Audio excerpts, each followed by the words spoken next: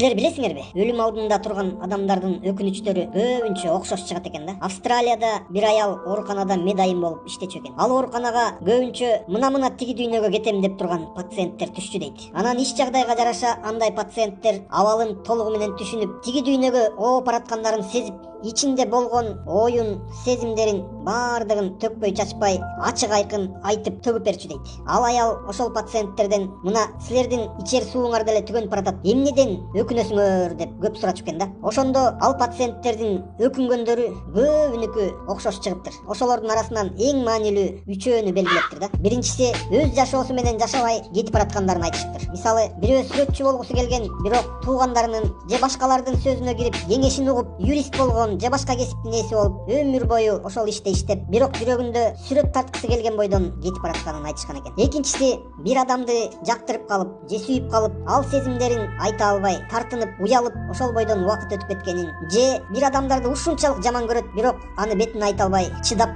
жашап жүрүп өткөндөрүн айтышкан экен. Үчүнчүсү болсо, биз көп иштедик, бирок жыйынтыгы баягы эле болуп калды. Андан көрө көбүрөөк саякаттасак болмок экен, жакындарыбыз менен убакытты көбүрөөк өткөрүшүбүз керек болчу экен деп өкүнүшкөн экен.